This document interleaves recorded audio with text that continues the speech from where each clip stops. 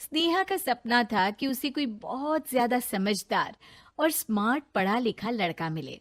लेकिन कहते हैं ना, जो भाग्य में होता है होता वही है। देख, मैं साफ कह रही हूँ, लड़की के बाप के पास भर भर के पैसा है। अरे एक बार लड़की ने तुझे पसंद कर लिया तो समझ के पैसे की तो नदियां भर जाएंगी, लेकिन फिर भी तेरी प्यास नहीं बुझेगी बेटा। अरे माँ, फ्रिज में मैंने 2 बोतल पानी की रखी है, और कैसे प्यास बुझेगी। अरे 5वीं फेल, मैं बात कर रही हूँ पैसों की प्यास की।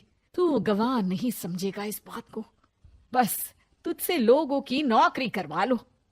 वो क्या है ना आशीष की माँ, वो सीधा है, और जिसे तू लोगों की नौकरी बोल रही है ना, वो आशीष का प्यार है अपने लोगों के लिए, जिनसे वो प्यार करता है या जिनसे जुड़ा हुआ है वो। अरे जमाना नहीं रहा वो। अरे आज की डेट में तो ना बेटा माँ का है, ना ही पति पत्नी का। कैसी बात कर रही है माँ? चाहे दुनिया यहाँ की वहाँ क्यों ना हो जाए, मैं आपके बिना नहीं रह सकता। ना ही मैं आपको कभी धोखा दे सकता हूँ। अरे हाँ, ठीक है ठीक है। देख, लड़की को पढ़ा लिखा लड़का चाहिए तो वहां चुप रहना। जबान खोलेगा तो पता चल जाएगा कि 5वीं पास है। अरे तो पढ़ा देती ना आगे।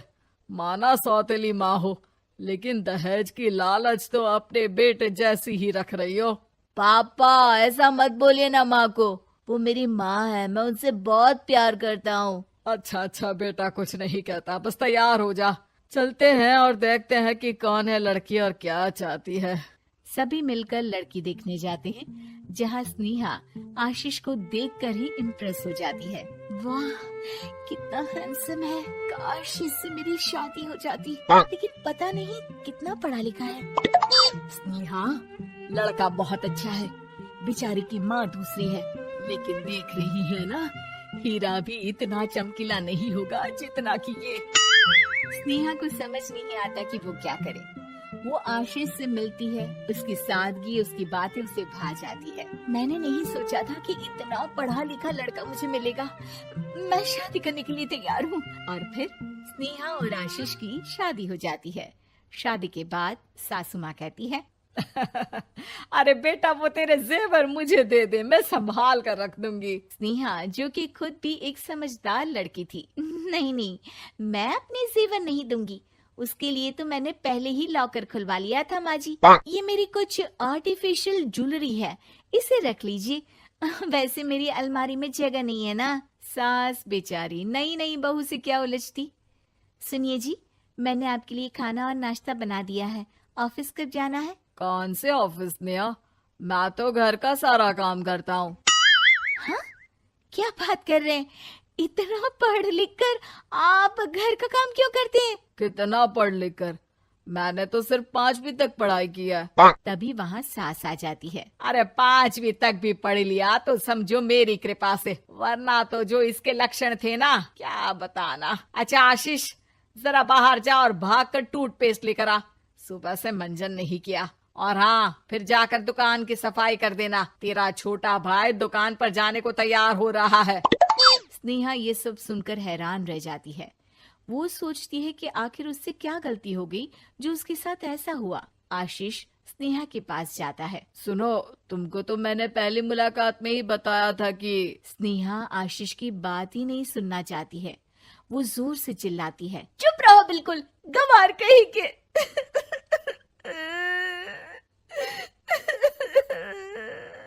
कितना बड़ा धोखा हो गया मेरे साथ।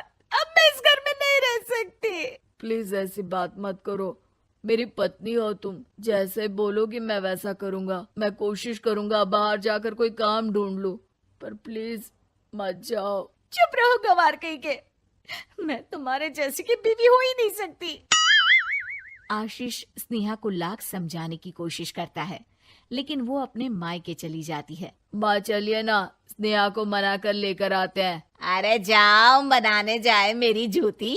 इतना घमंड, जैसे कलेक्टर हो कहीं की महारानी। अरे मैं तो तुझे कहूंगी कि तू भी भूल जा, हमने नहीं भगाया, खुद ही तो गई है। माँ वो बीवी है मेरी, मैं प्यार करता हूँ उससे, मैं जा रहा हूँ उसे लेने। वहीं स्नेहा के घर पर, माँ वो तो कुछ काम ही नहीं करता, घर का नौकर है, 5वीं पास। मैं नहीं रह सकती ऐसे आदमी के साथ माँ।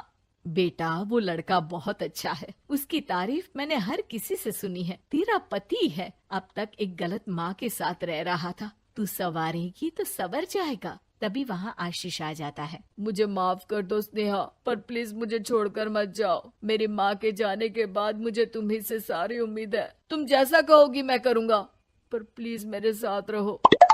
सबके समझाने बुझाने के बाद स्नेहा आशीष के साथ घर आ जाती है। आ गई महारानी, अब आई हो और सच्चाई भी पता चल गई है, तो थोड़ा तमीज से पति के साथ घर देख, रसोई संभाल और हम सबकी सेवा कर। देखो, मैं अब इस घर में बंटवारा चाहती हूँ। जो मेरे पति का हिस्सा है वो उसे मिले और वो आज से कोई काम नहीं करेंगे। हिस्सा ले लो, लेकिन कमाओगे क्या, खाओगे क्या, धूल मिट्टी। अरे तेरा पति किसी काम का नहीं है, वो तो मेरा बेटा कमा रहा है तो 2 रोटी मिल जाती है इसे।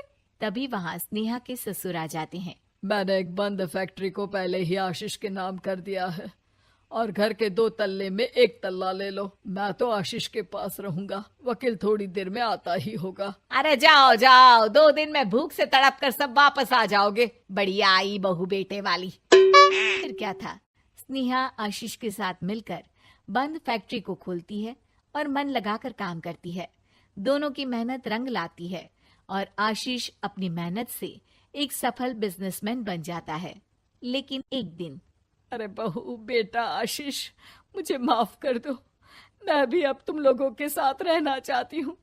इस कमबख्त ने तो दुकान का बेड़ा गर्क कर दिया। वो तो आशीष था जो सारा दुकान का काम संभालता था। बेटा हमारे पास तो अब खाने को भी नहीं बचा। माँ जी, इसे कर्म के फल कहते हैं। खैर, खाना है तो आपको और आपके बेटे को काम करना पड़ेगा, समझी? हे भगवान, अब ये दिन आ गए हैं कि बहू के साथ रहने के लिए मुझे काम करना पड़ेगा। बेटा आशीष, तू ही समझाना अपनी बीवी को।